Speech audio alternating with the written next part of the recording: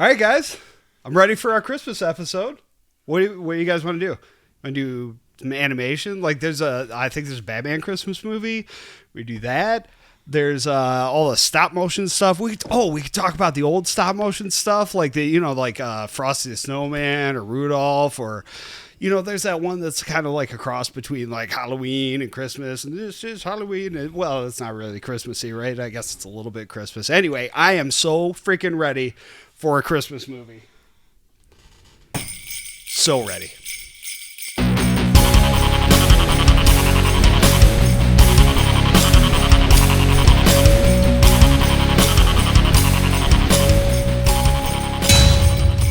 All right, Chuck. Yeah. So what's this Christmas movie? Die Hard. Of course. It's Christmas the best classic. Christmas movie. Yes. I mean, I know people want to say it's not a Christmas movie, but up Bruce to and Willis including says it's not a Christmas movie. Right. Bruce Willis. But he's wrong. I mean, I'm sorry. He's in it. Well, he's wrong. It's set at Christmas, and while it's not a traditional Christmas movie, it's an action movie. They also play Christmas. Ode to Joy. They sure do. And they also end it with, oh, the weather outside is kind of frightful. Let it snow. That's what I was looking for. They end it with Frank Sinatra singing Let It Snow. Yeah. It's And Hans Gruber tells one of his guys, it's a Christmas. This will be a Christmas miracle. Settle down, Theo. There's a lot that suggests it's a Christmas movie. It's a Christmas movie. I, for one, absolutely agree. It is. It's a Christmas movie. It's one that we watch around Christmas time. It's Christmas, Theo. It's the time of cheer, a time of miracles. Be of cheer. Christmas, Theo. Exactly. So it's a Christmas movie. Whether or not people want to admit it, it's a Christmas movie. Takes place. It's the Christmas movie the same way that Home Alone is a Christmas movie. Quite frankly. That's an interesting way of looking at it because, well, Home Alone, there's not I guess there are a little more Christmassy elements to it, but everyone calls Home Alone Christmas movie. It's just a heist story that takes place during Christmas. It is. Prove me wrong. It's an action movie. You're absolutely right. So it's the same thing. It's just this one is earlier with guns and 80s cheese. 80s cheese and some incredibly quotable lines. Very quotable lines. I mean, it's got two very specific. Of course, is yippee-ki-yay, motherfucker. And, the other one is, come out to the coast to have a few laughs. Exactly. Those two. Actually, I got to get that one specific perfectly. I actually wrote it down. Wrote it down. Because there are the research. Those are the two specific quotes that people always look for with this movie. And it says, we'll get together, come out to the coast. We'll get together, have a few laughs. He says that when he's in the HVAC ductwork. Yes, the largest ductwork ever known to man. Yeah, it's a big building. That whole building has like the floors of HVAC and controls, right? In Nakatomi Tower, which is actually a real building. I've actually been there in California in Century City. On Olympic Boulevard, when they call it in, that's all the right address. Back in the day, went out there for an event for a company I worked for, and me and my boss were all in awe because we love Die Hard, and we're like, "Oh, it's Nakatomi Tower." It was Universal's headquarters, so they wanted to save some money and use a building they already owned, and what better way? I mean, it's right there, and if you're a fan of Die Hard, you're driving down Olympic and you see it. I mean, you can't help but think of the movie. Of course. Yeah. But yeah, it has a lot of great elements. It's a classic action movie. It really is what launched Bruce Willis into his action star career. Sure. I mean, he had hair. Yeah. A decent amount, especially by comparison. Comparatively, yeah. But sure. he had a decent amount of hair. He had a full head of hair, pretty much. Yeah. I mean, he probably had early pattern baldness going on, but he had hair. Before that, from what I remember in the 80s, Willis was best known for like moonlighting, yeah. Which wasn't really an action star role, but this made him an action star. And he fell right into it, and that continued throughout the remainder of his career. Known for being an action. He went on, now. And it's funny rewatching it because I watch it every year around Christmas time, and I just did it early this year for this video because it's a Christmas movie. It's a Christmas movie. I watch that and Christmas Vacation every year during the holidays. Those are my two that I have to watch. How do you not watch Christmas Vacation? So, with this film, He even says in the movie, he even says when he's calling in and talking to Urkel's neighbor, Reginald Vell Johnson, when he's talking to him, he tells him that they've got enough ammo and guns and all that for Schwarzenegger. He mentions Arnold in the movie. I didn't even really realize before. Well, and that's crazy. Today. Yeah, but Arnold in 1988 was the biggest action star on the planet by a lot. It's funny that even that impact was even noticed in Die Hard, right? They even mention it in there. But it's also got another great, huge actor. It was one of his big roles that he's known for with Alan Rickman. Yeah, and if I'm not mistaken, one of his first roles.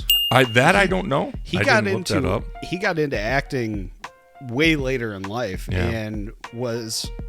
I mean, his career is outstanding, and he's certainly a very, very, very good actor. But this is where a lot of people saw him for the first time. That's how I always think of him, as Hans Gruber, right?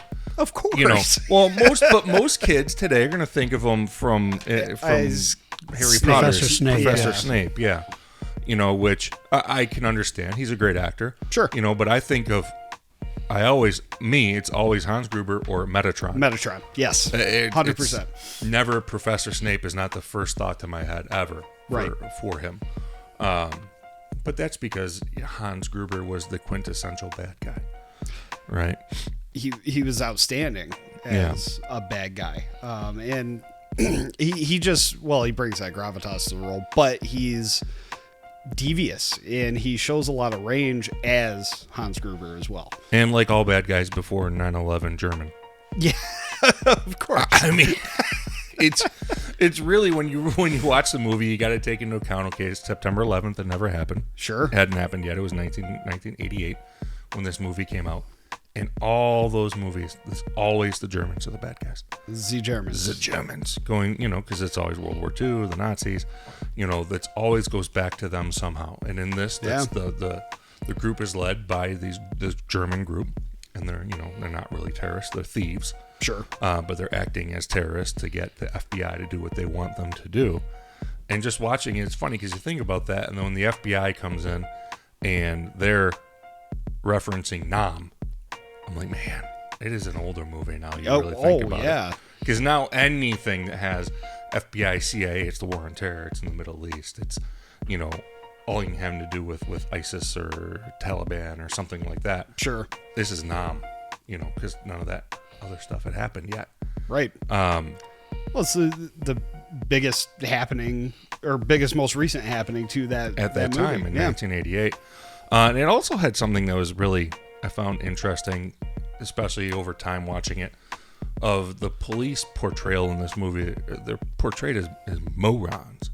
Well, yeah. And I mean, just outright morons. Just from the dispatcher, right, is getting a call from a guy who clearly sounds like he knows what he's talking about. Yes. And he knows that it's an emergency channel. And she's acting like it's some idiot kid. No. And he's like, dude, I'm telling you, come down here. Come down here and fucking arrest me.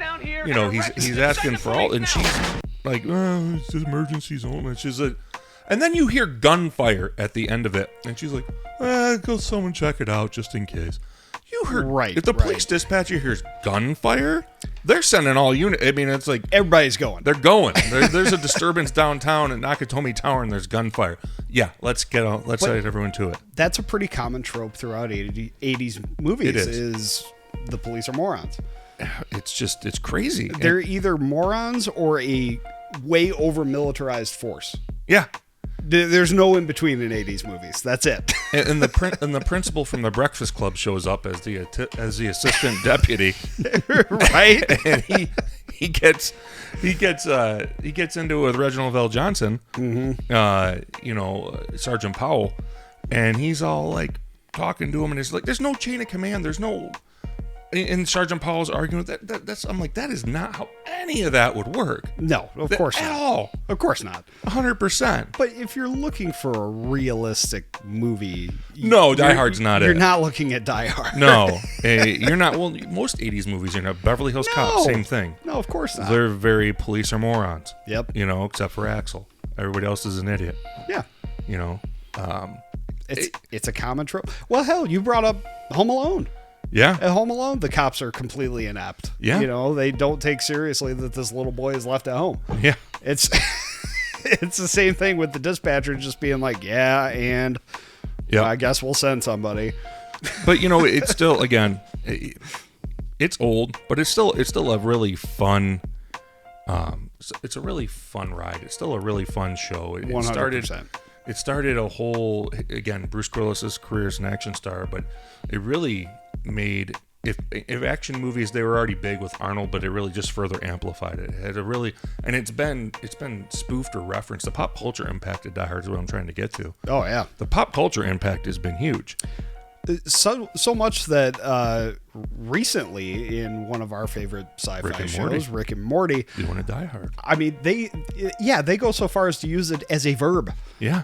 Die Hard, Die Hard, Die Hard, Die Hard, Die Hard. You know, so great. And you know, I'm Die Hard in this. It's in every universe. They call it a Tower Man. You know, right? Exactly. Nice classic Tower Man. You know, and they have, of course, Peter Dinklage plays the Hans Gruber role. Yes, in it. Brilliant, fantastic, brilliant, absolutely brilliant. But you know, it was Friends. Okay, sure. Joey and Chandler's favorite movie was Die Hard. Mm-hmm. They used to watch Die Hard all the time, back to back to back. Well, I mean, in countless shows, it's been debated whether it's a Christmas movie or right. It's just been brought up, and it has a huge cultural impact. It does. You're absolutely it's correct. amazing, and you know, now that movie it's going on 40 years old. You know, about 35 years old now. Yeah, 1988. That's depressing. Well, yeah, I saw it in the theater. So Yeah, okay, when fair. I was like 13. But you know, it is not a new film, but it's still fun, and it's one that, again, for me, it's a Christmas movie. I watch it every year at Christmas time. 'Tis the season. Yeah, you know, I mean, I don't know. What about you guys? You guys watch it at Christmas time? I try to. I watch it here. Yeah. We're at Chuck's house, by the way, in case you didn't know. Yes, I watch it here. Well, either way, I mean, I agree. It's a Christmas movie. Yep.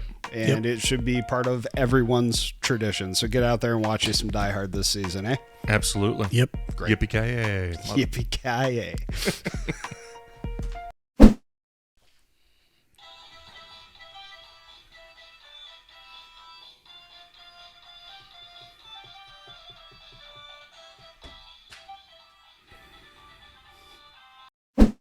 Thanks for watching the Nerd Card.